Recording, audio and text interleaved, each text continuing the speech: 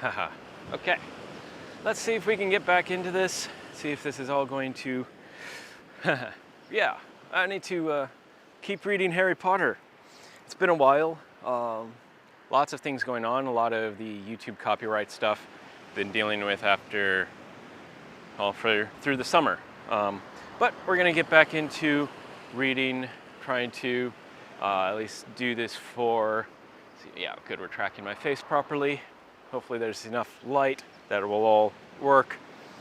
So we're here out at Port St. Louis to read Chapter 7 of Harry Potter and the Sorcerer's Stone, The Sorting Hat.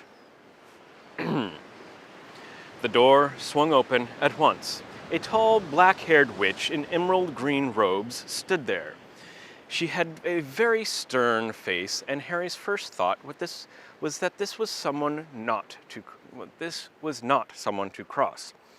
"The first years, Professor McGonagall," said Hagrid. "Thank you, Hagrid. I will take them from here." She pulled the door wide. The entrance hall was so big you could have fit the whole of the Dursleys' house in it. The stone walls were lit with flaming torches like the ones at Gringotts. The ceiling was too high to make out, and a magnificent marble staircase facing them led to the floors above, to the upper floors. They followed Professor McGonagall across the flagstone floor. Harry could hear the drone of hundreds of voices from a doorway to the right. The rest of the school must already be here, but Professor McGonagall showed the first years into a small, empty chamber off the hall. They crowded in, standing rather closer together than they would have usually done, peering about nervously. "Welcome to Hogwarts," said Professor McGonagall. "The start of term banquet will begin shortly, but before you take your seats in the Great Hall, you will be sorted into your houses. The sorting is a very important ceremony because while you are here, your house will be something like your family within Hogwarts. You will have classes with the rest of your house, sleep in your house dormitory, and spend free time in your house common rooms. The 4 houses are called Gryffindor, Hufflepuff, Ravenclaw, and Slytherin. Each house has its own noble history, and each has produced outstanding witches and wizards. While you are at Hogwarts, your triumphs will earn your house points, while any rule breaking will lose points. At the end of the year, the house with the most points is awarded the House Cup, a great honor. I hope each of you will be a credit to whichever house becomes yours. The sorting ceremony will take place in a few minutes in front of the rest of the school. I suggest you all smarten yourselves up as much as you can while you are waiting." Her eyes lingered for a moment on Neville's cloak, which was fastened under his left ear, and on Ron's smudged nose. Harry nervously tried to flatten his hair. "I shall return when we are ready for you," said Professor McGonagall. "Please wait quietly." She left the chamber. Harry swallowed. How exactly do they sort us into houses?" he asked Ron. "Some sort of test, I think. Fred said it hurts a lot, but I think he was joking." Harry's heart gave a horrible jolt. A test? In front of the whole school? But he didn't know any magic yet. What on earth would he have to do? He hadn't expected something like this the moment they arrived. He looked around anxiously and saw that everyone else looked terrified too. No one was talking much except Hermione Granger, who was whispering very fast about all the spells she'd learned and wondering which one she'd need. Harry tried not to listen to her. He'd never been more nervous. Never. Not even when he had to take a school report home to the Dursleys, saying that he'd somehow turned his teacher's wig blue. He kept his eyes fixed on the door. Any second now, Professor McGonagall would come back and lead him to his doom. Then something happened that made him jump about a foot in the air. Several people behind him screamed. "What the?" he gasped. So did the people around him. About 20 ghosts had just streamed through the back wall. Pearly white and slightly transparent, they glided across the room, talking to one another and hardly glancing at the first years. They seemed to be arguing. What looked like a fat little monk was saying, "Forgive and forget, I say." We ought to give him a chance, a second chance. My dear Friar, haven't we given Peeves all the chances he deserves? He gives us all a bad name, you know. He's not really even a ghost. I say, what are all you doing here? A ghost wearing a ruff and tights had suddenly noticed the first years. Nobody answered. New students, said the fat friar, smiling about them. About to be sorted, I suppose. A few people nodded mutely. Hope to see you in Hufflepuff, said the friar. My old house, you know. Move along now, said a sharp voice. The sorting ceremony is about to start. Professor McGonagall had returned. One by one, the ghosts floated away through the opposite wall. Now, form a line, Professor McGonagall told the first years, and follow me. Feeling oddly as though his legs had turned to lead, Harry got into line behind a boy with sandy hair, with Ron behind him, and they walked out of the chamber, back across the hall, and through a pair of double doors into the great hall. Harry had never even imagined such a strange and splendid place. It was lit by thousands and thousands of candles that were floating in midair over 4 long tables, where the rest of the students were sitting. These tables were laid with glittering golden plates and goblets. At the top of the hall was another long table where the teachers were sitting. Professor McGonagall led the first years up here, so that they came to a halt in a line facing the other students, with the teachers behind them. The hundreds of faces staring at them looked like pale lanterns in the flickering candlelight. Dotted here and there among the students, the ghosts shone misty silver. Mainly to avoid all the staring eyes, Harry looked upward and saw a velvety black ceiling with stars, dotted with stars. He heard Hermione whisper, "It's bewitched to look like the night sky outside. I read about it in Hogwarts A History." It was hard to believe there was a ceiling there at all, and that the great hall didn't simply open onto the heavens. Harry quickly looked down again as Professor McGonagall silently placed a 4-legged stool in front of the first years. On top of the stool, she put a pointed wizard's hat. This hat was patched and frayed and extremely dirty. Aunt Petunia wouldn't have let it in the house. Maybe they had to try and get a rabbit out of it, Harry thought wildly. That seemed the sort of thing. Noticing that everyone in the hall was now staring at the hat, he stared at it too. For a few seconds, there was complete silence. Then the hat twitched. A rip near the brim opened wide like a mouth, and the hat began to sing.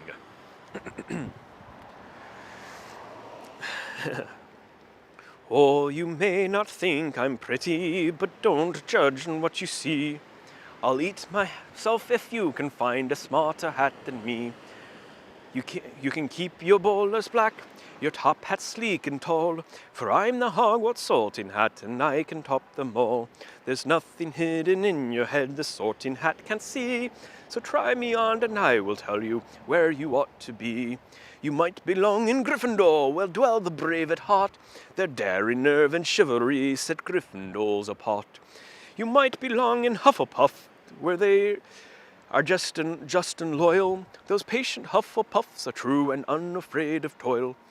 Or yet in wise old Ravenclaw, if you've got a mind, where those of wit and learning will always find their kind. Or perhaps in Slytherin you'll make your real friends. Those cunning folk use any means to achieve their ends. So put me on, don't be afraid, and don't get in a flap. You're in safe hands, for I have none, for I'm a thinking cap. The whole hall burst into applause as the hat finished its song. It bowed to each of the 4 tables and then became quite still again. So we just got to try on the hat, Ron whispered to Harry. I'll kill Fred. He was going on about wrestling a troll. Harry smiled weakly. Yes, trying on the hat was a lot better than having to do a spell, but he did wish they could have tried it on without everyone watching. The hat seemed to be asking rather a lot. Harry didn't feel brave or quick-witted or any of it at the moment. If only the hat had mentioned a house for people who felt a bit queasy. That would have been the one for him.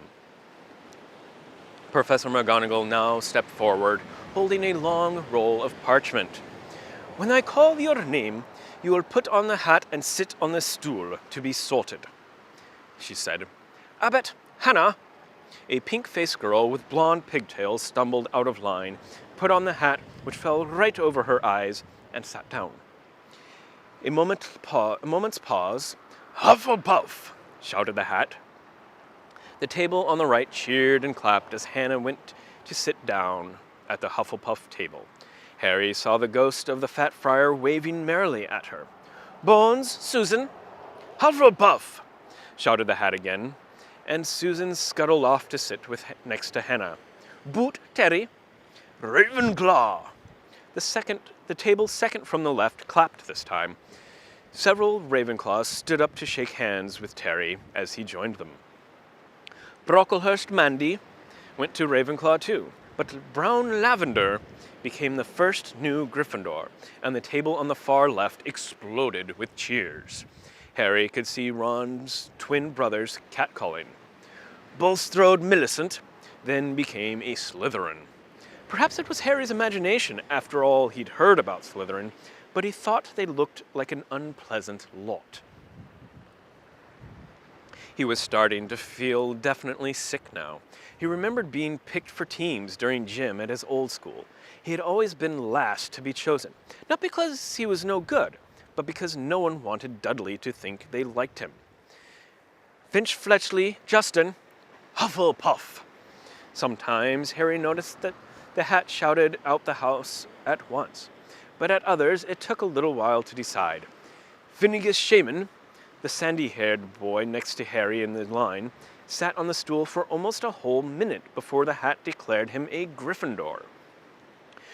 Granger Hermione almost ran to the stool and jammed the hat eagerly on her head. "Gryffindor!" shouted the hat. Ron groaned. A horrible thought struck Harry, as horrible thoughts always do when you're very nervous. What if he wasn't chosen at all? What if he just sat there with the hat over his eyes for ages until Professor McGonagall jerked it off his head and said there had obviously been a mistake and he'd better get back on the train? When Neville Longbottom, the boy who kept losing his toad, was called, he fell over on his way to the stool. The hat took a long time to decide with Neville. When it finally shouted, "Gryffindor!" Neville ran off, still wearing it, and had to jog back amid gales of laughter to give it to McDougal Morag. Malfoy swaggered forward when his name was called and got his wish at once. The hat had barely touched his head when it screamed, "Slytherin!" Malfoy went to join his friends Crabbe and Goyle, looking pleased with himself.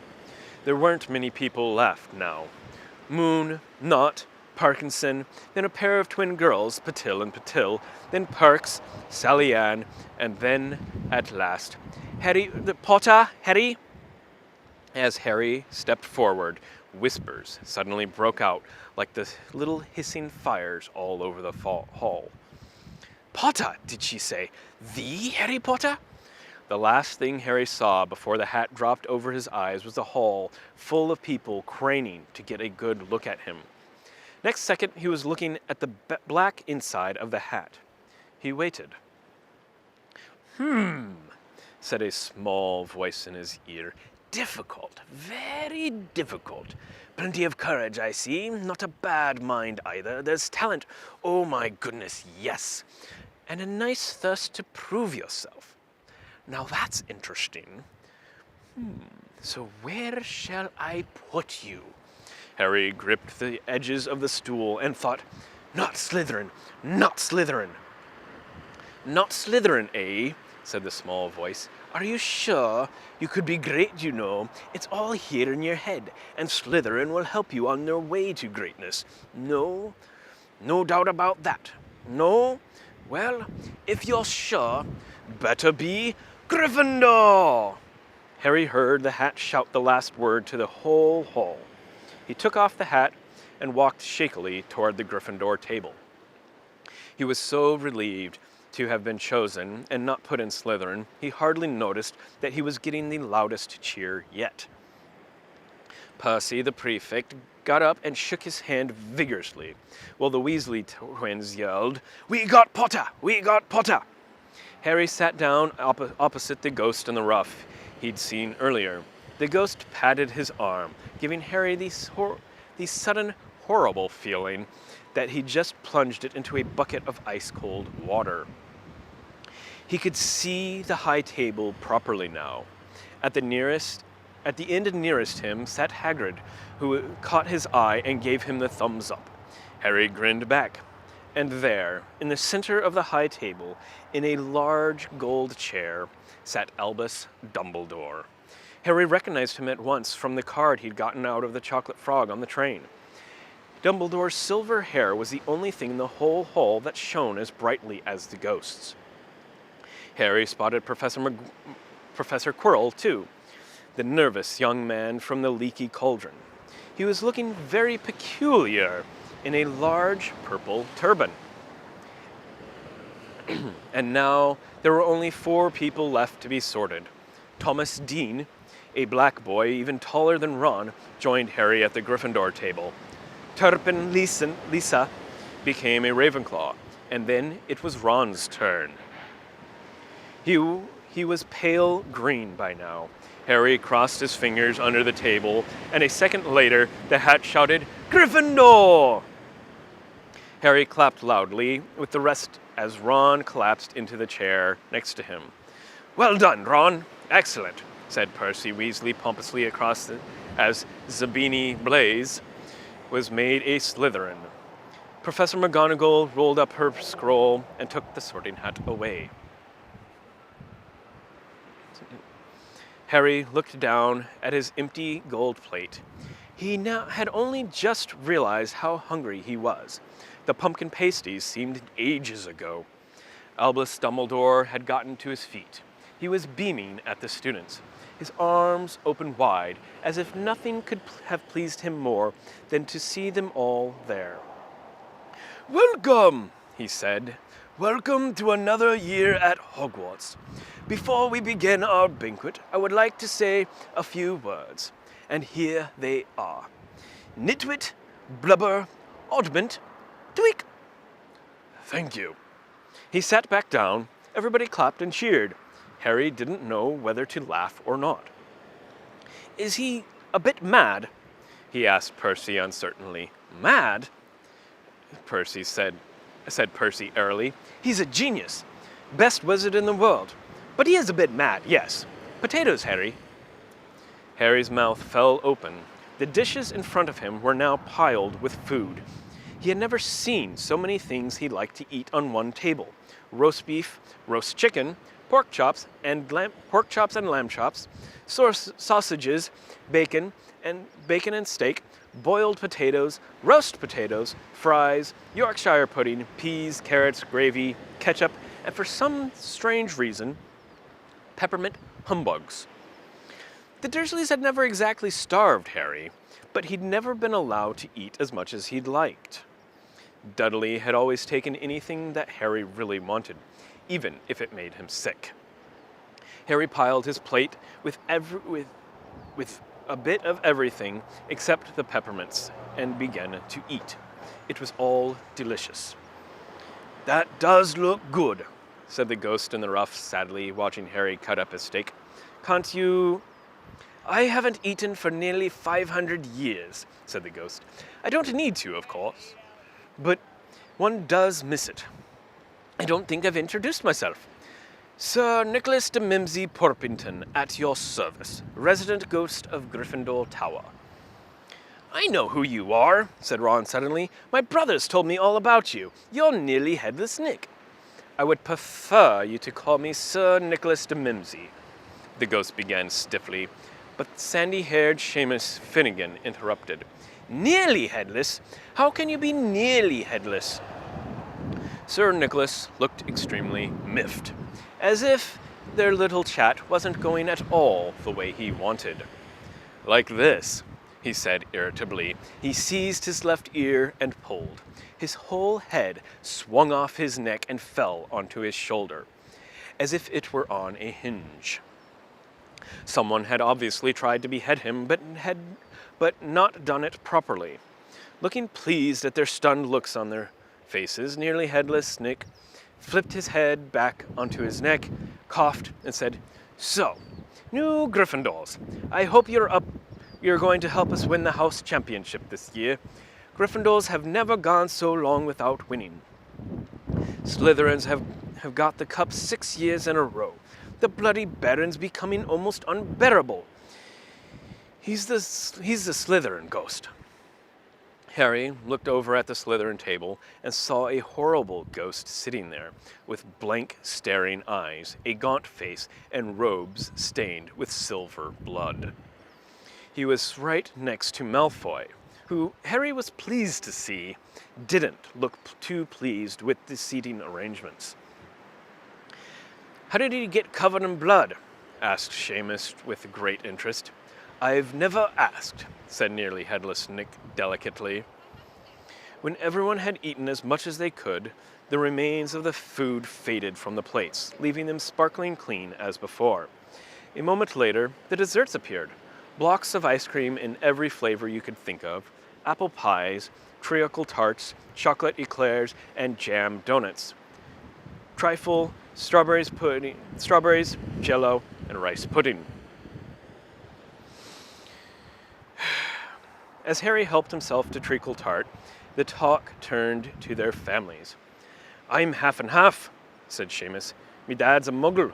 Mum didn't tell him she was a witch till after they were married. Bit of a nasty shock for him." The others laughed. "What about you, Neville?" said Ron. "Well, my gran brought me up, and she's a witch," said Neville. "But the family thought I was all muggle for ages.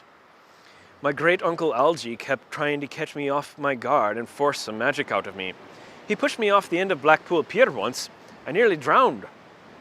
But nothing happened until I was 8. Great-uncle Algy came around for dinner, and he was hanging me out of an upstairs window by the ankles when my great-auntie Enid offered him a meringue, and he accidentally let go. But I bounced all the way down the garden and into the road. They were all really pleased. Gran was crying, she was so happy. And you should have seen their faces when I got in here. They thought I might not be magic enough to come, you see. Great-uncle Algy was so pleased he bought me my toad." On Harry's other side, Percy Weasley and Hermione were talking about lessons. "I do hope they start right away. There's so much to learn. I'm particularly interested in transfigurations, turning something into something else.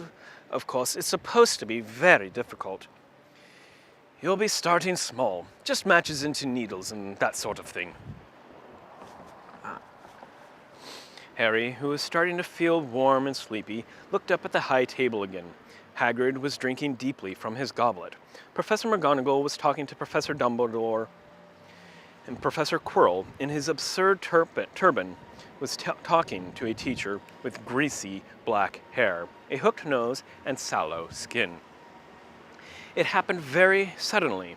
The hook-nosed teacher looked past Quirrell's turban straight into Harry's eyes, and a sharp, hot pain shot across the scar on Harry's forehead.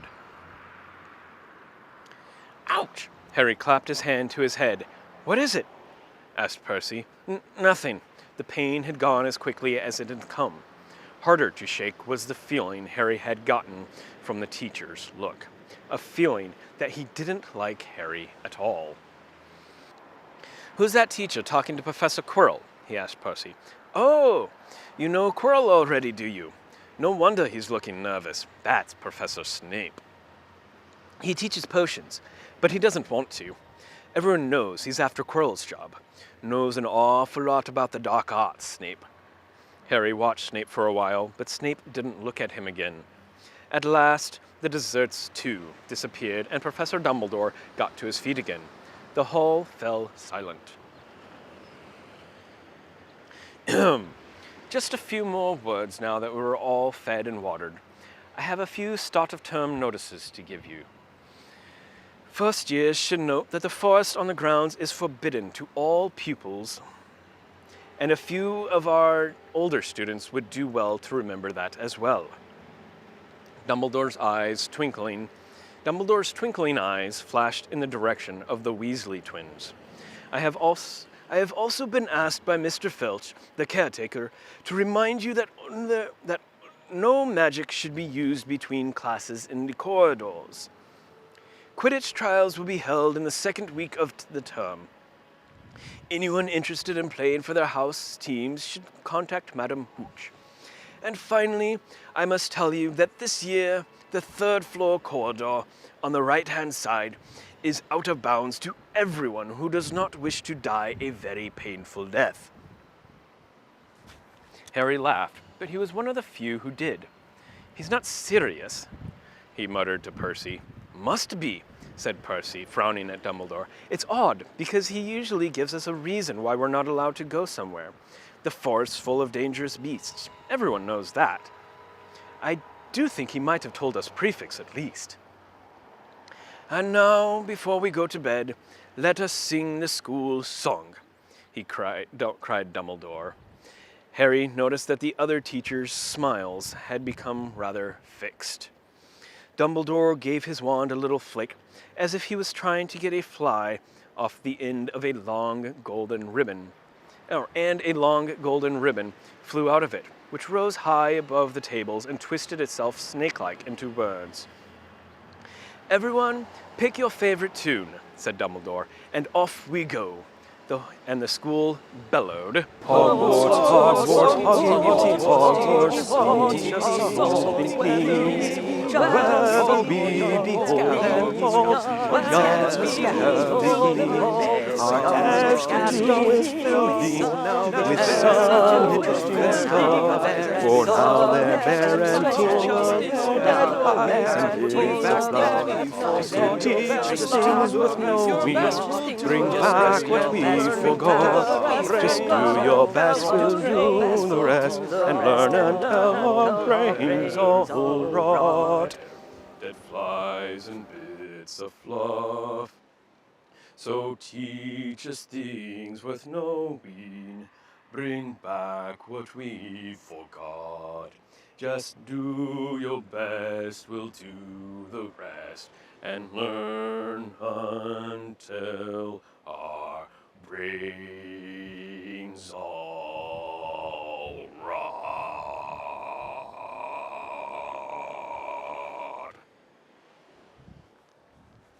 Everybody finished the song at different times. At last, only the Weasley twins were left singing along to a very slow funeral march. Dumbledore conducted their last few lines with his wand, and when they had finished, he was one of those who clapped loudest. Ah, music, he said, wiping his eyes, a magic beyond all we do here. And now, bedtime. Off you trot. The Gryffindor first years followed Percy through the chattering crowds, out of the great hall and up the marble staircase. Harry's legs were like lead again, but only because he was so tired and full of food. He was too sleepy even to be surprised that the people in the portraits along the corridors whispered and pointed as they passed, or that twice Percy led them through doorways hidden behind sliding panels and hanging tapestries. They climbed more staircases, yawning and dragging their feet, and Harry was just wondering how much further they had to go when they came to a sudden halt. A bundle of walking sticks was floating in midair ahead of them, and as Percy took a step toward them, they started throwing themselves at him. Peeves, Percy whispered to the first years. A poltergeist. He raised his voice. Peeves, show yourself! A loud, rude sound like the air being let out of a balloon answered. Do you want me to go get the bloody Baron? There was a pop, and a little man with wicked dark eyes and a wide mouth appeared, floating cross-legged in the air, clutching the walking sticks. "Rrr," he said with an evil cackle. "Ichthyophastes! What fun!" He swooped suddenly at them. They all ducked. "Go away, Peeves, or the Baron'll hear about this. I mean it," balked Percy. Peeves stuck out his tongue and vanished, dropping the walking sticks on Neville's head. They heard him zooming away, rattling coats of armor as he passed. "You want to watch out for Peeves," said Percy, as they set off again. "The bloody Baron's the only one who can control him. He won't even listen to us prefects. Here we are." At the very end of the corridor hung a portrait of a very fat woman in a pink silk dress. "Password," she said. "Caput Draconis," said Percy, and the portrait swung forward to reveal a round hole in the wall. They all scrambled through it. Neville needed a leg up, and found themselves in the Gryffindor common room, a cozy round room full of squashy armchairs. Percy directed the girls through one door to their dormitory, and the boys through another.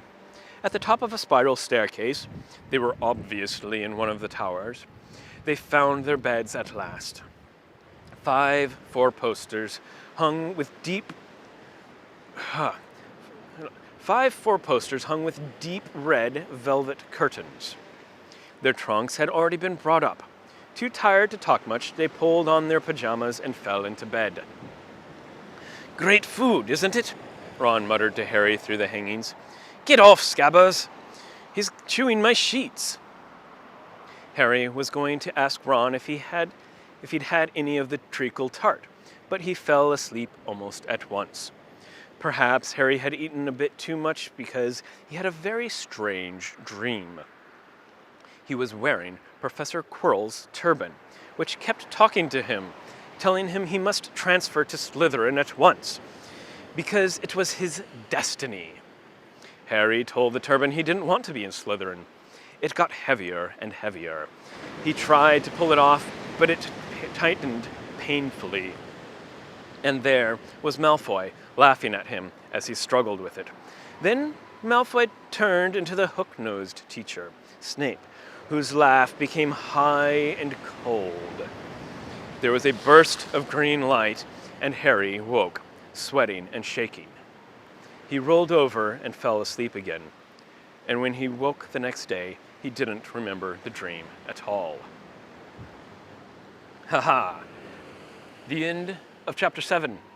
We made it, finally, after 3 months, from my Chapter 6 reading. A lot took place, a lot happened, a lot of chaos, a lot of malarkey with YouTube's rules and the loss of a friend.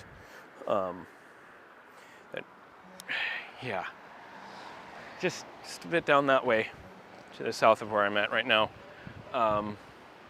Hopefully I will get back into doing more of these readings more frequently. I'm in a place where I can kind of get away with doing so. I can feel comfortable doing some reading even though people are walking by. I hope you enjoyed the songs, the music. That should be interesting to put together. So, well, since this is going to be just on my website instead of on YouTube, I think, there's really not any subscribing. So join my Discord channel if you haven't already. If you found this from my commentated readings, come over, scroll down, find the link in the description for the Discord, go there, and then you will be able to find the link to, well, this and others. Of course, if you're watching this, you've already found the link to my website. So, yeah. Or if you actually, see, because I'll put the link to this in the main video, in the commentated video. So, yeah, things, rambling.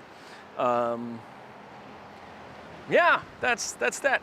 Hoggy, Watty, Hogwarts. Teach us something, please.